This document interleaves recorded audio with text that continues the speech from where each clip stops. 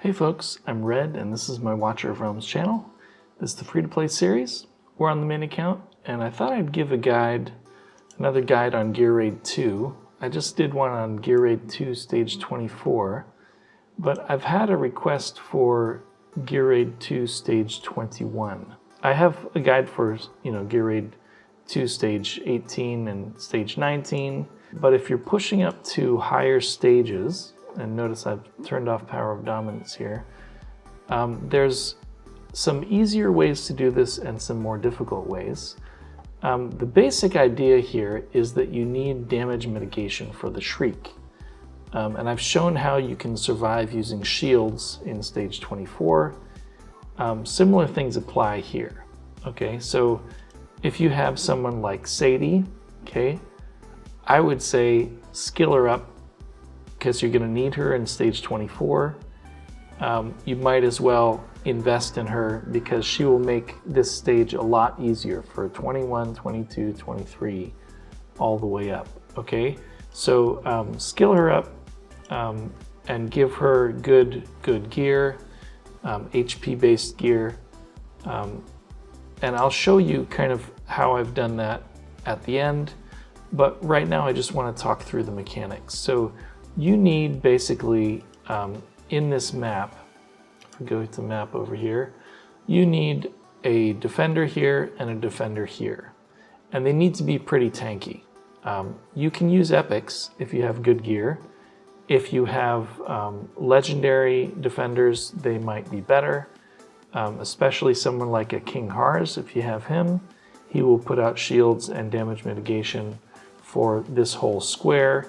And that is very, very, very useful. And so if you don't have Sadie, but you have King Hars, you should be able to use him as the Lord, and then just have a lot of healing and otherwise damage mitigation. So what do I mean by damage mitigation? Well, I have Ferssi here, and Ferssi, with his passive, he does, what is this? AoE damage reduction.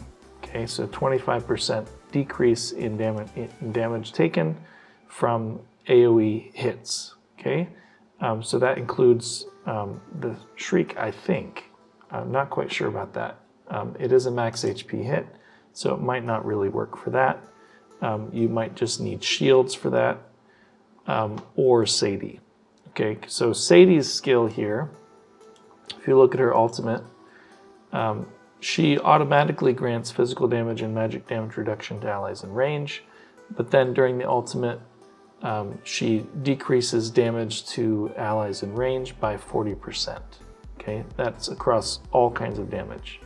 So that's quite useful, and it's what makes her the kind of necessary hero for the higher stages of the gear raids. And other heroes who can do this, if we just look at the gallery over here, if you look at Diao Chan, in her passive skill, she also gives physical damage reduction and magical damage reduction to allies in her range. So quite useful for that, for just healing, if you build her as a healer, attack-based healer. Ferssi also is attack-based, but you do need good HP on these heroes in order to survive. So let me show you this strategy. You can see you don't need very many units. You don't even need a legendary lord. Isolde works fine. You do need a long-range AoE magic damage dealer, or damage dealer, period. Could be magic, could be physical. I could use Ardea in here. Her stats are a little bit insane for 24, so I'm going to use Valkyra because she only has like 16k attack, which is enough. So yeah, you can use other ranged units. You could probably use this guy, Uridin. If we look at some other ranged units that are fighters who do enough damage, you can't really use Sun Wukong, he doesn't have enough range. You could probably use Kagiri. You might be able to use Magda or Imeret. Yeah, that's And you might be able to use someone like Isolde 2 or Arrogance. Okay, you'd have to kind of play around with it. You could even use multiple damage dealers and kind of cycle them through. But the main thing is you have to have range. So someone like a Thalon could work pretty well. Maybe a Phineas. What's his range here? Maybe he doesn't have enough range. He might be able to do it. But yeah, you just have to have enough range on your heroes. You have to have basically a 3-tile range. So yeah, any of these with the 3-tile range could probably work. Maybe even Absan, who knows? Haven't given him a shot. But you can see you don't need many heroes if you've got the right ones. If you've got damage mitigation, if you've got 2 tanks that are pretty well built, and you've got enough healing and damage, then that's all you need. So let me show you this run. It's pretty straightforward. One thing you do have to keep in mind is that you do need rage regen in order to get these ultimates up and cycle them well enough. So I'll show you the build at the end, but for example, I need to put my Sadie in here because she's only got like 50% rage regen, and I need her ultimate up in order to keep everyone alive. So I'll just speed this up here, and I'll put in my Valkyra. If you have a lower cost damage dealer, you can put them in a little bit early, and then I'll just put her ultimate out so that we can get that going. And then I'll put in Ferssi. And Ferssi is pretty key for some damage mitigation. So that's why I put him out sooner. Okay, and so here comes the Golem Shriek.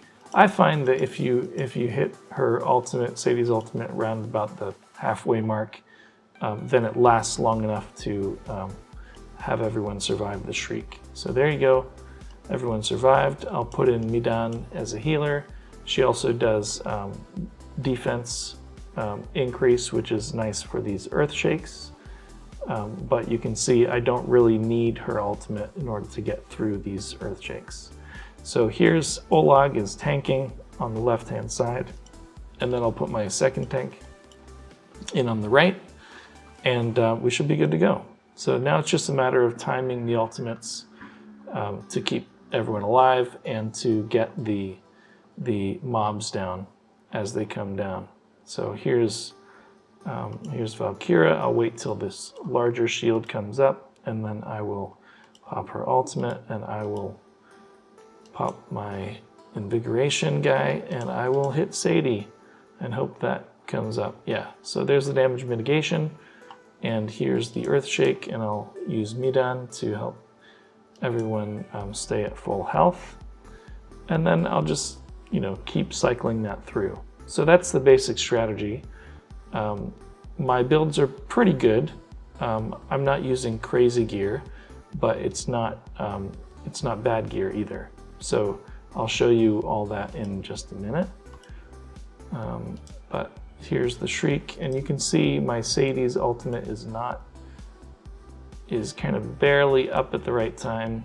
So that's something you have to keep in mind. Okay, you have to time that ultimate so that it works at the right time and keeps your heroes from dying, basically. So Midan does defense increase when she's healing, and she does that during her ultimate, so that works out pretty well. And you can see I haven't needed to trigger any ultimates from Isolde or from Olague. Again, if you're running someone like King Hars, you probably want him on the left side, and you want his ultimate to be going on when the Shriek is there, in which case you might not even need Sadie if you've got the shields, and then you need someone like Olague. I would put Olague on the right-hand side. So here we go, here's the boss coming in, and at this point I can even just remove Isolde, and I can trigger my damage dealer here, and give her some inspiration, and then we just bring the boss down. So yeah, pretty straightforward, I would say. This is if you have the right heroes, you have the right gear, it's pretty easy. So yeah, again, instead of Sadie, if I didn't have Sadie, I'd need someone else with damage mitigation. I'd need to probably time ultimates a little bit differently, and I need more healing. Someone like Vortex can actually work if you can time his shield to be when the shriek happens. So yeah, don't need a ton of heroes, you just need the right selection. Okay, so get rid of this. And okay, so let's show you these builds. If we go into our fight here. So Isolde is built how I built her for 24. I'm gonna go ahead and move myself over so you can see the stats a bit better. Here we go. Okay, so yeah, so here's Isolde, and she's got some decent gear, like I said, but over here on the right side we have a Guardian set with HP basically everywhere. I'm not too worried about rage regen or that kind of stuff, so I just want to get her as tanky as possible. She's running about 93k HP. I'm not quite sure if this factors in the bonuses that you get from your Pantheon. So yeah, 93k HP is what I've got her at, and I've got her in this Bastion ring. It's not maxed, so her skills obviously are fully maxed, and she is fully awakened. So that's something to keep in mind.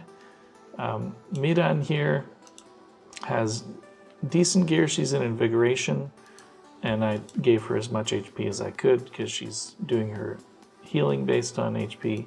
So 48k.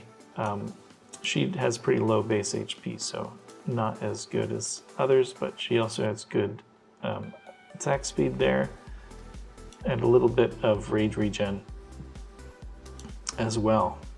In terms of the artifact, I put her in this golden scarab. And she does pretty well. Fully awakened, fully skilled, and yeah.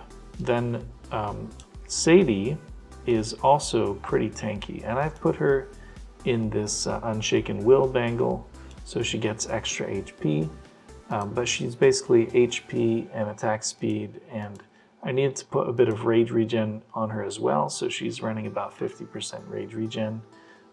And then I've got her in this Astral Guardian to boost her HP.